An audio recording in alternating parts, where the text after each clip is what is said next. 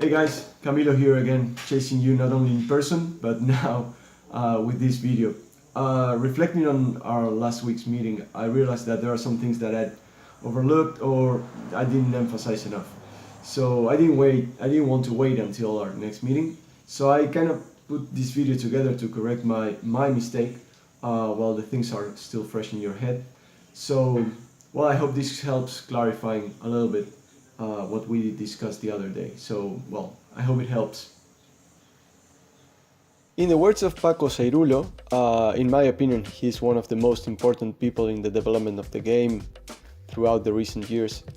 Football played from the situational game perspective, to which he refers as our game, it's not a succession of plays, but a stochastic succession of phase spaces.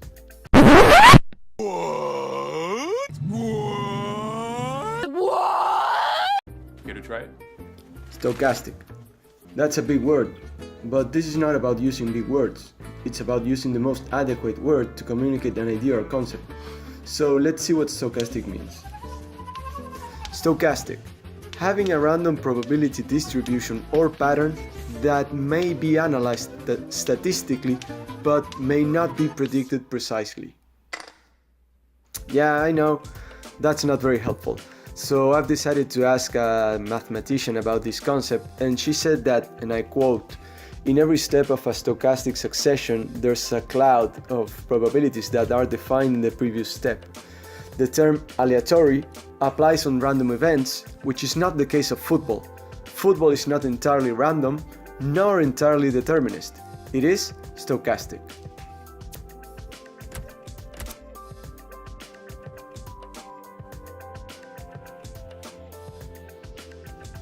Let's freeze the image for a second in this phase space. We're gonna call it phase space T0. In phase space T0, a team will dispose of the ball in a given space with a given organization. Now we'll freeze the image again and we'll call that phase space T1. Now we have a different organization which is related to the existing organization in T0. Therefore, as Seirul.lo proposes, and as you can see, we can identify a succession of phase spaces occurring in the game. There are no isolated plays. Each one of these phase spaces can be what it is because it's being configured by the previous phase spaces and by the way in which we organize while trying to anticipate and configure future phase spaces.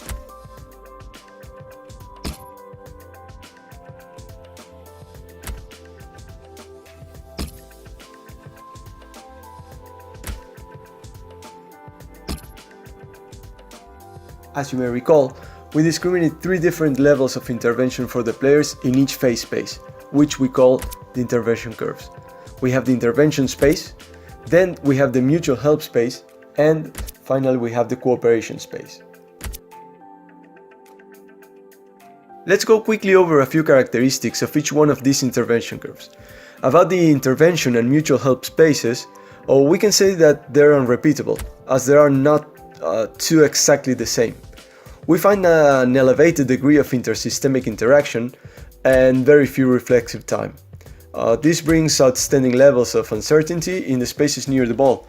Therefore, players in these spaces have a very high demand for autonomy, creativity, and intuition.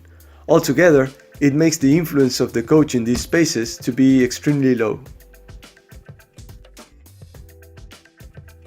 With regards to the cooperation spaces, we can say that they're also unrepeatable.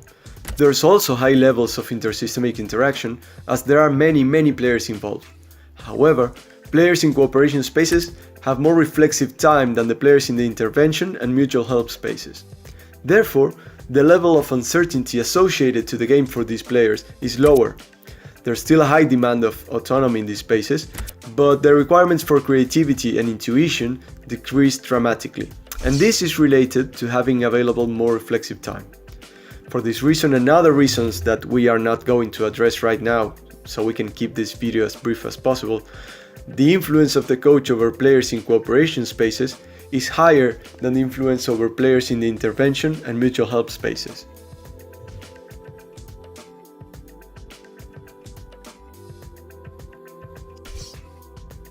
In this sequence, you can find highlighted not only some of the phase spaces that are being configured, but also the roles that the players take. As we mentioned in our meeting, these roles are very dynamic, as they are constantly being modified by the movement of the ball, which redefines the configuration of each phase space.